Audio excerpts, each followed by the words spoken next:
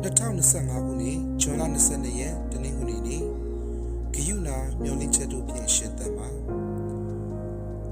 အရှင်ကတာဓုသစ္စာရှိသောငယ်သားကောင်တင်ဒီအမှုငယ်၌သစ္စာဆောင်နေပြီများစွာသောအမှုခွင့်ကိုတင်နိုင်ငါအပ်ပြီးပြီတင်းသခင်နှင့်အတူစီးစိမ်ကိုဝင်စားလို့ဟုမိန်တော်မူ၏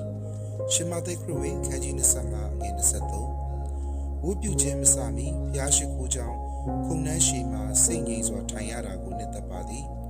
ခရစ်ဝင်ကျမ်းများမှဇက်လန်းများကိုတရုပ်ပေါ်ထားသည့်လှပသောမှန်သတင်းပေါက်များကနေအောင်ချီဖြက်ဝင်လာသည်ဟိုးအရင်တုန်းကထိုသို့အမှုပညာလက်ရာများကသခင်ယေရှုအကြောင်းဘယ်လိုသင်ယူအောင်မရမည်မသိသေးသူများကိုကူညီပေးပါသည်ထိုအမှုပညာများကကျမအားယနေ့အသက်တာအတွက်သတင်းစကားကိုဆင်ခြင်မိစေပါသည်မကြသေးမီတနင်္ဂနွေနေ့တနေ့ကဥစ္စာဖြုံးတီးသောသားနှင့်ဓာတုသစ္စာရှိသောငယ်သားကောင်းဥပမာတော်များကိုပုံဖော်ပေးသည့်သတင်းပေါက်များကြားကျမထိုင်နေသည်ဇက်လက်နှစ်ခုလုံးမှအဓိကဇက်ကောင်များကကျူစုခံလက်ခံမှုရတာကိုတွေ့ရသည်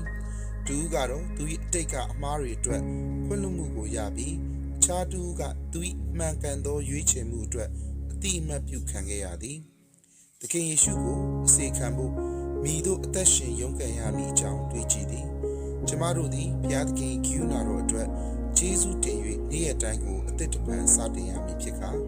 ရားသခင်နှင့်အချင်းချင်းနှင့်ချစ်ရန်ဝိညာဉ်တော်အားဖြင့်ဘုရားသခင်အကူအညီကိုရယူရမည်ဖြစ်သည်အမြဲတမ်းမလွယ်ကူနေပါသခင်ယေရှုထံကသာဓုသစ္စာရှိသောငယ်သားကောင်းဟုဆိုသောစကားကိုကြားရန်မျှော်လင့်မိသည်သို့သောပျောက်သောသားအကြောင်းတွင်တွေ့မြင်ရသည့်ဘုရားသခင်ဂရုဏာနှင့်ခွင့်လွှတ်ခြင်းတို့အတွက်ကျေးဇူးတင်ပါသည်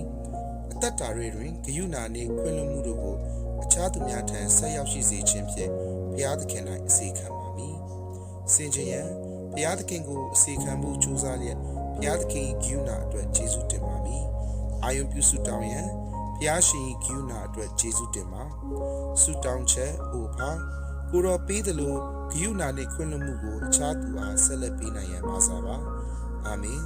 Janet P. Edward North Carolina USA